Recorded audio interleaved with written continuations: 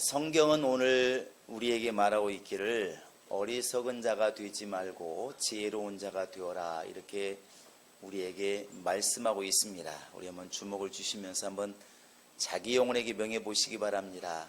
내 영혼아 지혜로운 자가 되자. 이렇게 시작. 내 영혼아 지혜로운 자가 되자. 한 번 더 시작. 내 영혼아 지혜로운 자가 되자.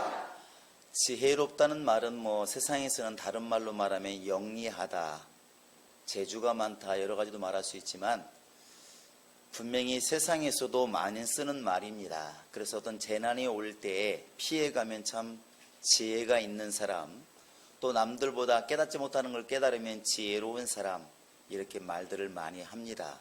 그러나 하나님이 생각하시는, 하나님이 말씀하시는 지혜하고는 약간 방향이 좀 다른 것 같습니다. 하나님이 말씀하시는 지혜는 주어진 기회를 놓치지 않는, 바로 이 하나님이 주신 시간 속에 있는 기회를 놓치지 않는 것을 지혜다, 이렇게 말씀하고 있습니다. 그래서 오늘 말씀도 보시면 알겠지만 한번 같이 읽어보시겠습니다. 15절 16절 같이 한번 읽어보겠습니다. 시작. 그런즉 너희가 어떻게 행할지를 자세히 주의하여 지혜 없는 자같이 하지 말고 오직 지혜 있는 자같이 하여 세월을 아끼라. 때가 악하니라. 지혜 있는 자가 누구냐? 세월을 아끼는 자. 그 지혜 없는 자가 누굴까? 세월을 아끼지 않는 자. 쉽게 보면 이런 뜻일 것입니다. 여러분과 지금 나는 하나님이 원하시기 때문에 하나님이 원하시는 길로 살기 위해서 지혜로운 자가 되셔야 됩니다. 세상에서는 미련하다는 소리를 혹시 들을지 몰라도 영적으로는 분명히 지혜로운 자라는 소리를 들으셔야 됩니다. 그것이 이제 신앙생활인 것이죠.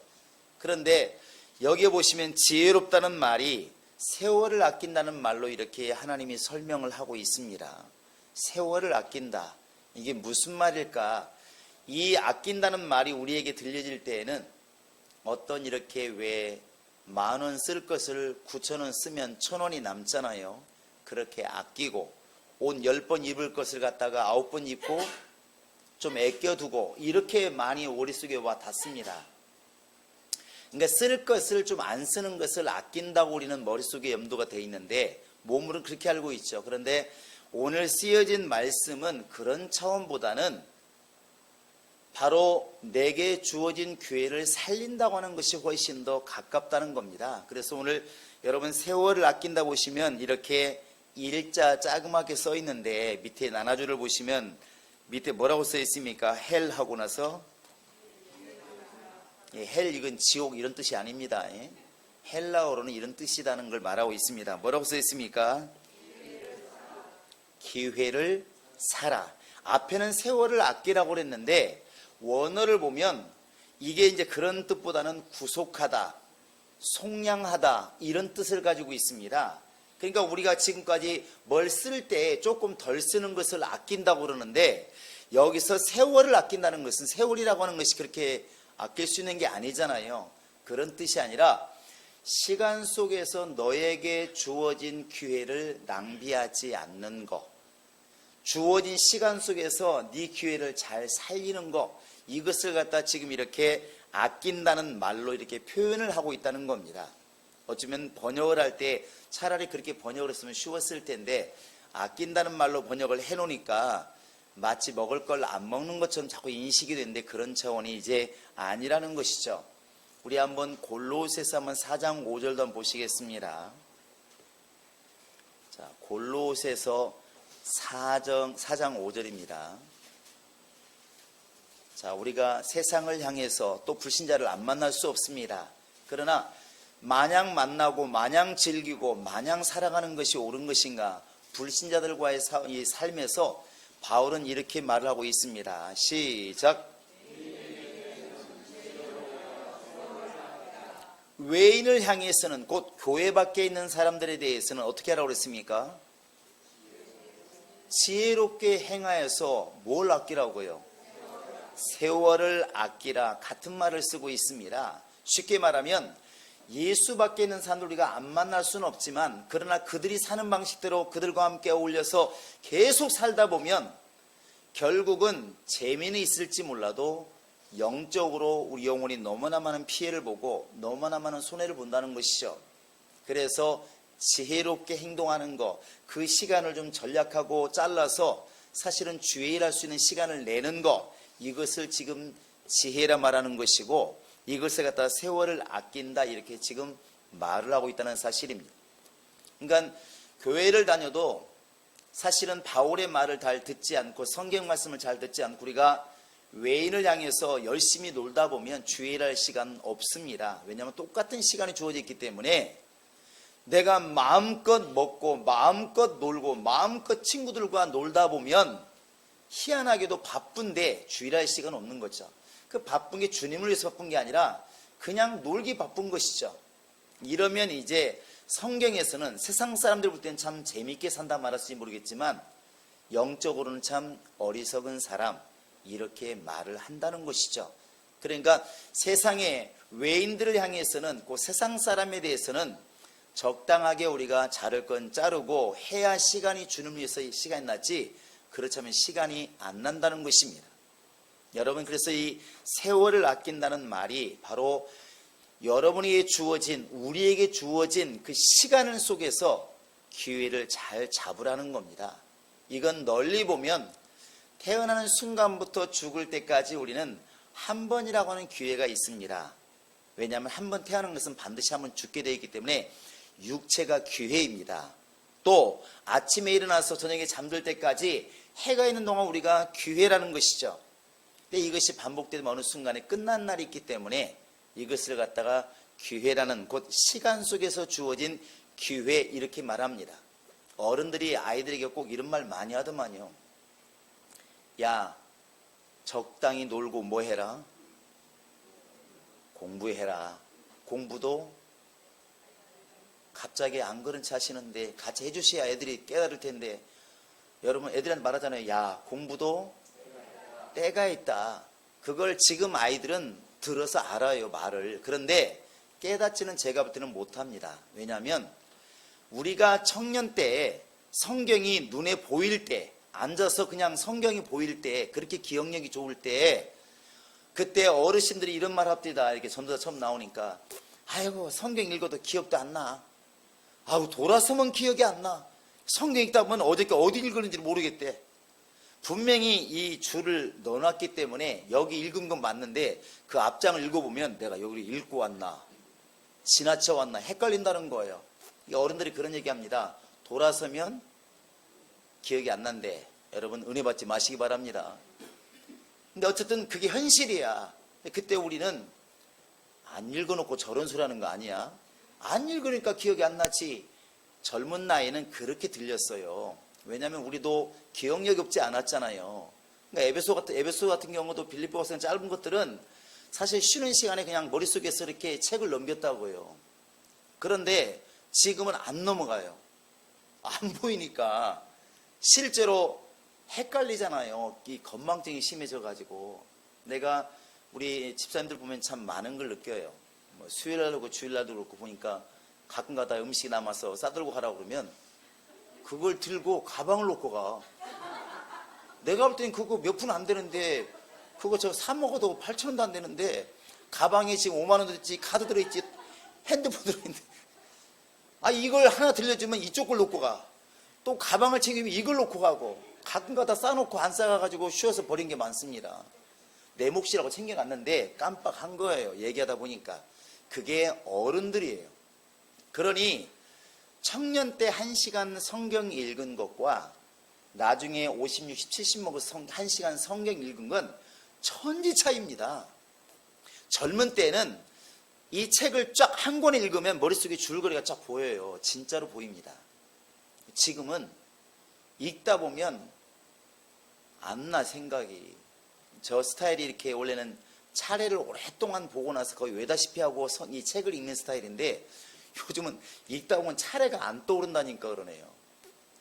저만 그러겠습니까? 저 여기 계신 어르신들은 다 마찬가지라 생각해요. 그때 우리가 쓰는 말이 뭐냐면 아이들한테 야 이놈들아 머리 팽팽 돌아갈 때 공부해라 이놈아. 공부도 때도 있다. 공부는 죽을 때까지 할 수 있지만 젊은 날에 때를 놓쳐버리면 평생 후회한다. 그건 어른들만이 알 수 있는 얘기예요. 그런데 아이들이 이 말을 들으면서 깨닫지를 못하는 거예요.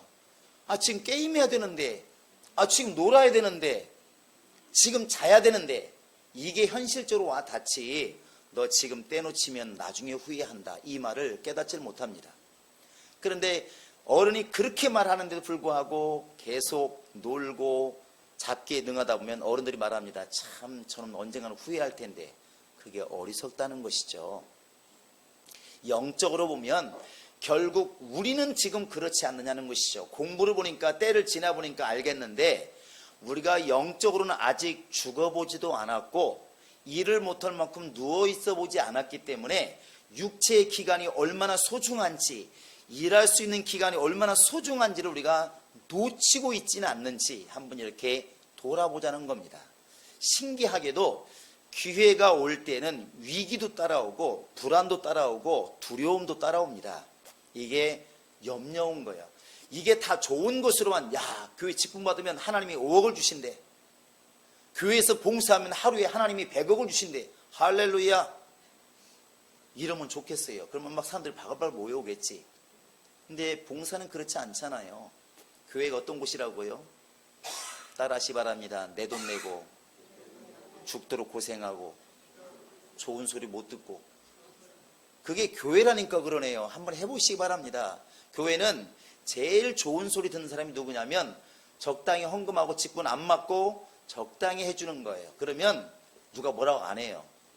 시험 들까 봐서. 그런데 내가 정말 주님을 위해서 목숨 걸었다 그러고 교회 와서 열심히 봉사하고 시키지 않는 일을 하고 헌금도 열심히 하고 하다 보면 뒤에서 뭐라고 그러냐면 왜 저렇게 나대? 자기만 교인인가? 그래서 돈 내고 시간 버려 봉사하고 나중에 욕은 덤으로 먹고 그게 주의 일이에요. 그래서 사람들이 이것을 피하게 되는 것입니다. 우리가 이렇게 하나님이 주신 시간 안에서 기회를 놓치지 말아라. 이게 지혜다. 이렇게 말하면 머릿속에는 금방 알아듣습니다. 실제로 이게 나한테 다가올 때는 그렇게 편안하게 다가오지 않고 위기로 다가오고 두려움으로 다가오는 거예요. 이 기회를 놓치지 않는 사람들이 성경이 참 많아요. 그런데 오늘은 2명만 보겠습니다. 그게 누구냐면 누가복음 19장 1절 이하에 보시면 그 삭개오란 사람이 나옵니다. 삭개오 아시나요? 내가 일부 때 삭개오의 성이 뭐냐고 물어봤더니 사기라고 하신 분이 계시는데 그건 저는 모르는 얘기 그냥 물어봤는데 삭개오의 성이 뭡니까? 그랬더니 사계랴. 이름은 뭐예요? 이게 한국식으로 생각하는 거예요.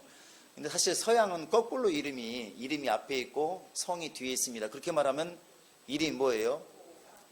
이름은 삭개가 돼야지 성은 오가 되고 오시등이 좋아할 수 있는데 거기에 보시면 삭개오라는 사람은 참 힘든 삶을 살고 있었어요. 세리기 때문에 그 당시 욕은 바가지로 먹고 있었고 그 다음에 키가 컸다 작았다. 키 작은 사람들 소망 가지시기 바랍니다. 은혜가 있습니다. 할렐루야. 다 크다고 생각하시는 모양인데 저는 작다고 생각합니다. 그런데 이 삭개오가 어느 날 소문을 들었습니다. 오늘 그 예루살렘과 온 이스라엘에 지금 막 굉장한 신분이 있는데 죽은 자를 살리시고 병자를 고치시고 그 예수님이 오신대. 이렇게 소리를 들었습니다. 뛰어나왔겠죠. 사람이 너무 많아가지고 보이질 않는 거예요. 키가 작으니까. 제가 요즘에 전철을 타보면 요즘 애들은 왜 이렇게 큰지 모르겠어. 물러 터졌는데 키는 커요. 그래가지고 자리를 못 잡으면 어떤 일이 벌어지냐면 가다가 어딘지를 모르겠어요. 이게 요즘 어디쯤 왔나 창문이 안 보이니까. 그럼 여기 현판을 봐야 되는데 가운데 나와 있는 봐야 되는데 키들이 커가지고 그걸 다 가리고 있으니까 또 안 보이는 거예요. 이 키 작은 사람이 비애입니다. 좋은 것도 있어요. 누가 그러더만 하늘이 무너지면 키 큰 놈부터 죽는다고. 그러더만. 근데 어쨌든 삭개오가 키가 작았는데 예수님 보려고 뽕나무 위에 올라가 있는데 예수님이 지나가잖아요. 그런데 예수님이 지금 여리고에 살려고 오셨습니까? 지나가려고 오셨습니까? 우리 한번 누가복음 19장을 보시기 바랍니다. 자, 누가복음 19장을 보시면 자, 1절을 읽습니다. 1절입니다. 1절. 시작. 예수께서 여리고로 들어가 지나가시더라. 머물더라, 지나가시더라. 여러분, 예수님이 평생에 여리고를 몇 번 갔을까요? 몰라. 그런데 예루살렘과 갈릴리는 거의 살다시피 했기 때문에 많이 계셨지만 여리고는 별로 없습니다. 한두 번이에요. 그러니까 삭개오라는 사람이 일부러 예수를 만나러 가지 않는 한은 평생에 한 번 볼까 말까 한 그런 분입니다. 그런데 그렇게 해서 예수를 보려고 지금 뽕나무에 올라가 있는데 그 예수님이 청천벽력 같은 소리를 하죠. 우리 한번 5절 읽어보시겠습니다. 시작. 예수께서 그곳에 이르사 쳐다보시고 이르시되 삭개오야 속히 내려오라. 내가 오늘 내 집에 유하여야겠다. 여러분, 은혜로 들리십니까? 부담으로 다가오십니까? 부담이에요. 오늘날에는 신방이 점점 사라지고 있습니다. 왜 그런 것 같습니까? 자, 1번 목사님이 안 오는 게 복이니까. 두 번째, 너무나 오면은 부담스러우니까. 뭐겠어요? 부담스러운 거예요. 그런데 우리 이렇게 말을 해. 목사님께 우리는 안수기도도 많이 받아야 되고 축복기도 많이 받아야 돼. 근데 집에 오는 건 싫어. 이런 세상인데 예수님이 지금 오셨으면 우리 다 아마 주무시 못하고 또 사우나 갔을지 몰라. 잘 데가 없으니까. 예수님께서 느닷없이 삭개오한테 삭개오야 내려와. 나 오늘 네 집에서 자야 되겠어. 이렇게 말을 했다는 것이죠. 우리가 지금 삭개오니까 은혜가 되고 남의 얘기니까 은혜가 되고 야 이렇게 하면 복을 받는구나 하지만 내가 지금 그 소식을 들으면 이건 장난이 아닌 거예요. 우리 지금 해볼까요? 오늘 오후에 예배 끝나고 집사님 내가 집사님 집에 가서 오늘 좀 자야 되겠다고. 만약에 아유 또 아멘이 나오는데 우리 행복한 기도는 참 믿음이 좋아요. 우리 옆 사람에게 참 믿음이 좋습니다. 시작. 이 설교를 하고 내가 만약에 밥 먹고 나서 집사님 오늘 밤 좀 저 하룻밤 재워주세요 이러면 하겠지. 그런데 평소에 아무 일도 없는데 집사님 제가 집사님 신방 좀 해야 되겠습니다. 하룻밤 자면서 신방할 겁니다. 이렇게 말을 하면 제가 볼 때는 머리가 갑자기 막 바빠질 겁니다. 왜 오늘? 그럼 이렇게 말하겠죠. 지혜로운 사람은 다음 주에 오시면 안 돼요. 왜? 청소도 해야 되고 준비도 해야 되고 믿음 있는 것처럼 집을 또 꾸며야 되고 이렇게 되겠죠. 그래서 당장은 안 된다고 말하는 사람이 대부분입니다. 거의 틀림없습니다. 그런데 삭개오는 딱 말을 하니까 반응이 망설임도 없는 거예요. 마누라한테 물어보겠다, 애한테 물어보겠다, 청소하겠다, 시간을 달라, 왜 미리 얘기를 안 했냐 이런 거 없습니다. 자, 우리 한번 6절을 읽어보시기 바랍니다. 6절. 자, 시작. 다시 한번 크게 읽어보시죠. 시작. 급히 내려와 즐거워하며 영접하거늘. 부담 가운데 영접하거늘, 괴로움 가운데 영접하거늘 이렇게 나와 있지 않고 즐거워하며 영접하거늘. 여러분 이것이 우리의 모습이기를 바랍니다. 이게 성경에서는 멍청하다고 어리석다고 나와 있지 않고 이게 바로 믿음이라고 지금 성경은 기록하고 있다는 것이죠. 그래서 예수님이 나중에 무슨 말씀하십니까? 9절 10절 이 선물이 바로 이겁니다. 시작. 오늘 구원이 이 집에 이르렀으니 이 사람도 아브라함의 자손이로다. 인자가 온 것은 잃어버린 자를 찾아 구원하리라. 적어도 예수님이 사역할 때 한두 번 지나가는 그 여리고 머문 곳도 아닙니다. 그 지나갈 때 그 여리고에 수많은 사람이 있었지만 삭개오 집은 그 한 번의 기회를 살린 거예요. 구원받은 겁니다. 부담 왜 없을까요? 그런데 삭개오는 적어도 앞으로 성경이 있는 한 교회가 존재하는 한 삭개오의 이야기는 계속 나올 겁니다. 그게 뭐냐면 주어진 기회를 놓치지 않은 겁니다. 우리에게 이런 믿음이 지혜가 있기를 바랍니다. 그 다음에 22장에 가보시면 자 22장 한번 자 1절 2절을 한번 읽어보겠습니다. 시작. 제 대사장들과 서기관들이 예수를 무슨 방도로 죽일까 궁리하니 이는 그들이 백성을 두려워합니다. 자 6월절이 가까이 옵니다. 당연히 6월절 행사가 가장 크죠. 자 7절 8절을 읽습니다. 9절까지 시작. 6월절 양을 잡을 무교절 날이 이른지라 예수께서 베드로와 요한을 보내시며 이르시되 가서 우리를 위하여 유월절을 준비하여 우리로 먹게 하라. 여짜오되 어디서 준비하기를 원하십니까? 우리 예수님은 가끔 질문이 명령이 좀 생뚱맞은 질문이 많아요. 그러니까 사건 설명을 먼저 해주면 좋을 것 같아요. 마가복음 11장에서도 그렇고 지금도 똑같은데 마가복음 11장은 나귀 얘기잖아요. 그때도 야 내가 미리 얘기해놨으니까 가서 그 사람한테 나귀를 달라고 하면 새끼 나귀를 줄 거야. 끌고 와잉. 그러면 이해가 편한데 이렇게 말하잖아요. 야 건너편에 가서 나귀 새끼 끌고 오너라. 그러면 듣는 우리는 어떻게 받아들입니까? 아멘하고 갑니까? 왜요? 이렇게 말하지. 그러니까 그때 제가 또 말하지 않습니까? 만약 주인이 안 준다고 어떻게 해요? 이렇게 말을 하잖아요. 그러니까 예수님 명령은 배경 없이 질문한 게 많아요. 역시 이것도 마찬가지인데 야 유월절을 준비해라 이렇게 말을 합니다. 그러니까 제자들이 말하잖아요. 예 이게 아니라 따라해보세요. 어디서? 해보시면 어디서? 여러분이 지금 예수께 명령을 들었다고 생각해 보시면 자 이제 추수감사절이 다가옵니다. 지금은 교회 예배당이 있으면 괜찮은데 예배당 없다고 생각할 때 갑자기 목사님이 질문 이렇게 하는 거 명령하는 거죠. 장로님 이번 유월절 준비하세요. 그럼 장로님 뭐라고 대답하시겠습니까? 예배당이 없는데. 그러면 다음 나온 질문이 어디서요? 어디서? 근데 그때 예수님께서 또 이해하지 못할 말씀을 하십니다. 자 우리 한번 10절 한번 읽어볼까요?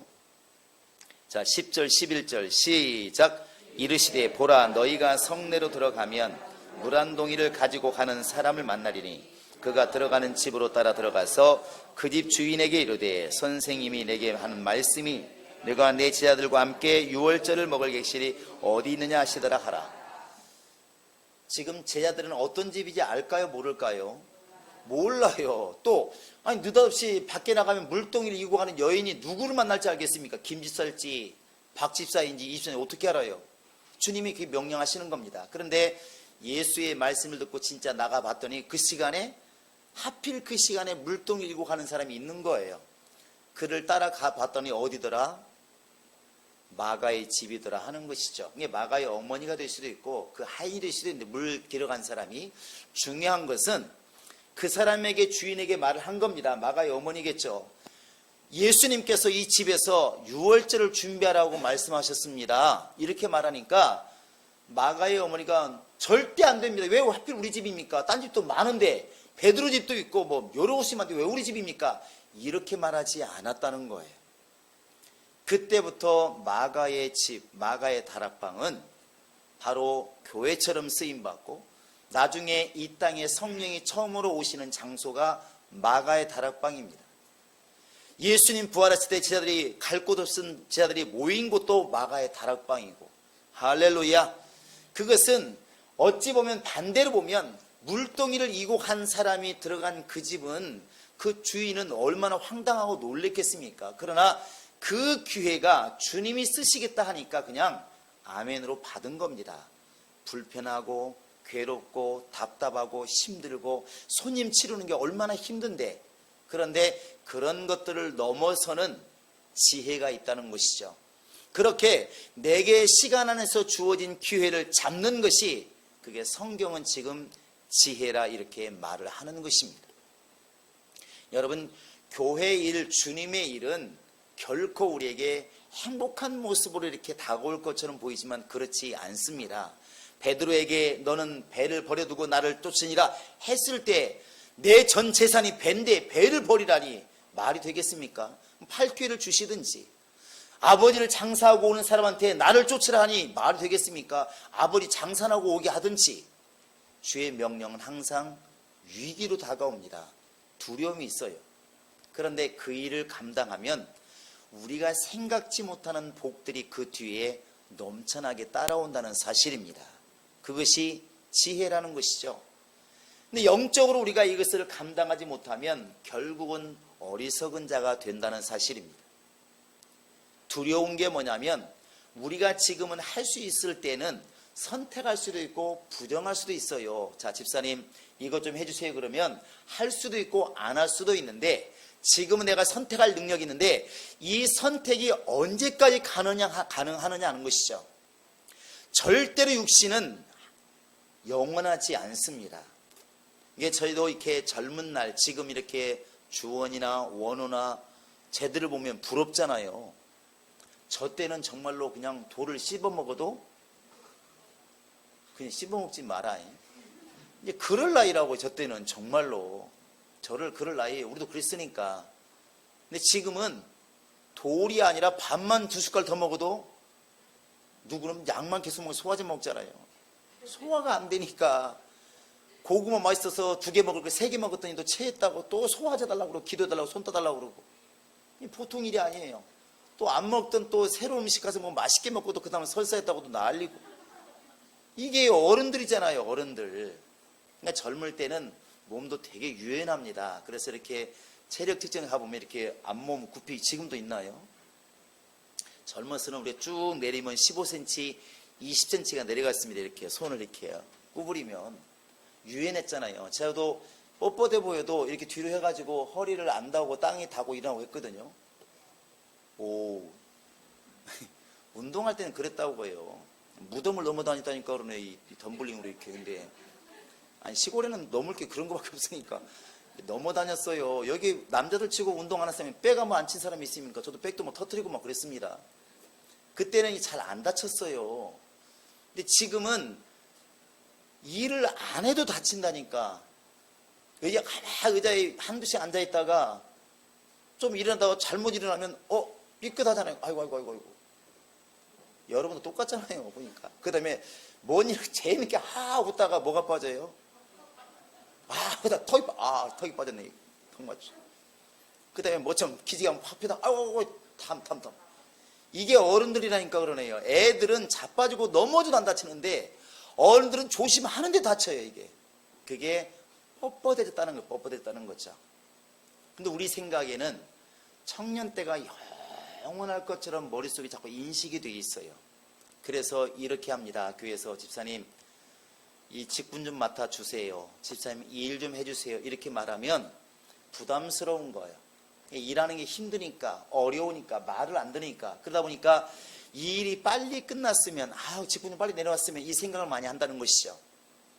그런데 우리 어린 장로님들 여러분 생각해 보시면 알겠습니까? 나이 드시면 일이 없는 게 복이 아니라 일하는 자체가 복인 겁니다. 할렐루야. 세상에서 일할 수 없는 사람은 된다고 쓰지는 않습니다. 젊어서는 내가 주님의 일을 하고 싶고 안 하고 싶고 내 마음대로 선택을 하지만 시간이 갈수록 일을 하고 싶어도 일할 수 없는 날이 점점 다가오고 있다는 거예요. 그게 두렵다는 겁니다. 시간 속에서 기회를 사라는 것은, 세상을 향해서 영리하게 행동하라는 것은 자꾸 영적인 기회를 지금 할 수 있을 때 하라는 겁니다. 제가 장례를 많이 치러봐서 압니다. 마지막 이렇게 가시는 분들이 돌아가신 다음에 가신 분도 많이 있지만 돌아가기 직전에 저를 만나신 분들 많이 있습니다.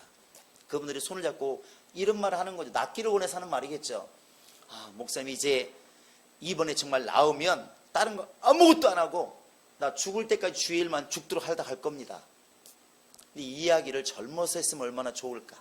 건강해서 생각했으면 얼마나 좋을까. 근데 막상 이제 자기가 생각지도 못하게 죽는다는 생각을 하니까 갑자기 인생이라는 것이 그동안 죽도록 세상 일하는 게 무슨 의미가 있나 이런 생각이 다가온다는 것이죠. 마음이 참 아픈 거잖아요. 여러분 기회는 내일 또 모레도 있는 것처럼 착각하지만 그럴 수 없다는 겁니다. 그래서 우리가 이런 것들을 바라볼 때 이 일을 겪은 사람이 있지 않습니까? 우리 한번 에스더서 4장을 보시기 바랍니다. 구약성경 에스더서, 에스라, 느헤미야, 에스더 이렇게 되어 있습니다. 자, 4장입니다. 4장 13절 14절 보겠습니다.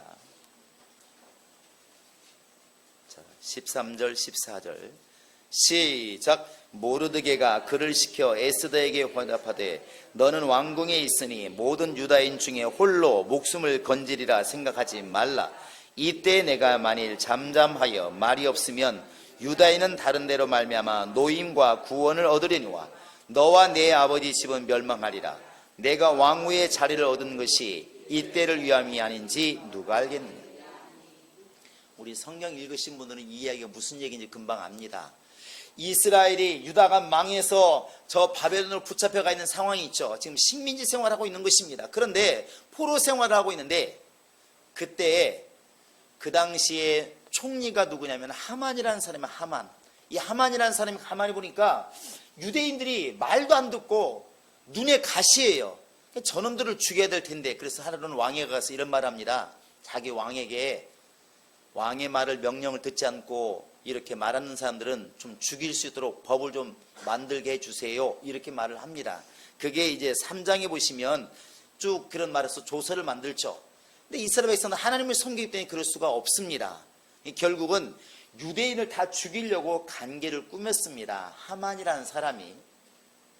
그런데 그때 이제 모르드게가 이것을 알고 그 당시에 자기의 바로 사촌인 바로 이 에스더가 왕비로 있으니까 왕비한테 가서 이런 말을 합니다. 에스더야, 왕에게 이렇게 말을 해다오. 지금 우리 백성이 죽게 생겼으니까 네가 좀 얘기 좀 잘 해다오. 이렇게 말을 해요. 그때 대답하는 말이 바로 이제 이 에스더가 이렇게 대답을 합니다. 몰라서 지금 나한테 그런 말을 하냐고.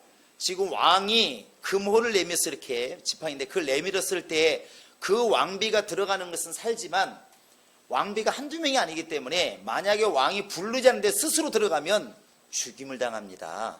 그러면 내가 우리 백성이 좀 힘들다고 내가 들어가가지고 왕이시여 이렇게 들어가 버리면 말도 못하고 나는 죽습니다. 이 말을 하고 있습니다. 지금 에스더가 거짓말하고 있는 게 아니에요. 자, 이 상황에서 에스더가 말하는 게 틀린 것도 아닌데 여러분 에스더 말을 들어야 될까? 모르드게 말을 들어야 될까? 모르드게 말합니다. 그 다음 말이 정말 더 무서운 말을 하죠. 다시 한번 14절 읽어보시기 바랍니다. 시작. 말이 없으면 유다인은 다른 데로 말미암아 노임과 구원을 얻으리니 나와 내 아버지 집은 멸망하리라. 네가 왕후의 자리를 얻은 것이 이 때를 위함이 아닌지 누가 알겠나. 이게 오늘날 우리가 생각해 보면 이런 겁니다. 여러분이 공부를 많이 해가지고 누구보다 지식이 많아. 그래서 박사가 되었습니다. 여러분이 운동을 많이 해서 누구보다 건강한 사람이 되었습니다. 여러분이 누구보다 장사를 잘해서 많은 돈을 모았습니다. 자랑할 만하고 뻐길 만하고 정말 내세울만 하죠. 그런데 어느 날 갑자기 교회에서 하나님이 여러분이 그걸 요구하신다는 겁니다. 굉장히 위태롭죠. 이것 때문에 왕비가 끝나는 폐위가 되는 게 아니라 죽을지도 모르는 겁니다. 그런데 모르드가 이렇게 말하는 거예요. 네가 지금 왕비에 올라간 것은 네가 잘나서 그런 게 아니라 지금 이때가 있을 걸 아시고 하나님이 지금 너를 그 자리에 올려놓은 게 아니겠느냐. 그렇게 한번 생각해 봐라. 네가 지식이 많은 것은 다른 사람보다 영리했다기보다는 하나님이 너를 쓸 때가 있어서 너에게 지식의 길을 열어준 것이 아닐까. 아무리 머리 좋아도 공부할 환경이 안 되면 공부를 못하지 않습니까? 이렇게 지금 모르드게가 얘기하고 있는 겁니다. 이게 구약 성경에 창세기 39장 이하에 가보시면 바로 그 요셉의 이야기가 똑같은 겁니다. 요셉이 44장 45장에서 형들에게 무슨 말합니까? 나를 팔았다고 두려워하지 마세요. 우리 백성을 위해서, 우리 가정을 위해서 하나님이 지금 나를 먼저 보내신 겁니다. 이렇게 말을 해요. 결국 에스더가 왕비에 올라가 있는 것은 바로 이스라엘 백성들에게 에스더가 왕비로서 해야 할 것을 아시고 그 자리에 올려놓았다고 생각을 하라는 것이죠. 그게 바로 모르드게가 지금 하고 있는 말입니다. 근데 모르드게는 신앙이 있으니까 금방 깨달았습니다. 처음에는 나 그러다가 죽어요 이렇게 했다가 말을 들어보니까 차라리 하나님을 위해서 백성을 위해서 죽는 게 낫지, 나 살겠다고 입을 다물어버리면 내 백성 다 죽어갈 때 나는 뭐하고 있을 것인가, 하나님이 그러면 나를 내버려 둘 것인가. 아, 이게 아니구나. 그래서 그 다음에 우리가 잘하는 고백을 합니다. 뭐라 고백하죠? 죽죽 하시는데 따라 하시기 바랍니다. 죽으면 죽으리이다. 그리고 들어가서 왕을 만나니까 왕비를 죽이지도 않을 뿐만 아니라 누가 이런 일을 꾸미냐 그러고 유다를 죽인 게 아니라 유다를 죽이려고 했던 그 하만을 갖다가 달아 죽입니다. 이게 하나님의 역사예요. 여러분, 우리가 힘들고 버겁고 내게 있는 것을 주님이 요구하시되 힘들지만 이것이 우리는 기회라는 사실을 아셔야 됩니다. 이것 때문에 하나님의 일이 이루어지는 것이고 내 영혼에 복이 많은 것이고 지금까지 도우신 하나님이 또한 내일 또 우리를 도울 수가 있다는 것이죠. 여러분, 지혜가 어디 있습니까? 세상적으로 IQ 높은 것이 지혜가 아니고 하나님의 일이 보일 때 하나님의 일을 감당하는 사람, 그 일을 이루는 사람, 하나님이 나를 통해서 일을 하게 만드는 사람, 그게 지혜로운 사람들입니다. 우리 행복한 교인들이 그리 되시기를 바랍니다. 숨쉬고 있을 때, 기회가 있을 때, 건강이 있을 때, 물질이 있을 때, 권력이 있을 때 여러분 하나님의 일을 하려고 기회를 만드시기 바랍니다. 그게 바로 어리석은 자가 아니라 지혜로운 자라고 성경이 말하고 있고 우리 행복한 교인들이 추구해 나가야 될 바로 신앙의 모습입니다. 우리 모두에게 이런 모습이 있기를 주의 이름으로 축원합니다. 이 시간 나같이 이 문제를 놓고 기도하실 때 하나님 정말 나에게 지혜로움 있게 하시되 그 지혜로움을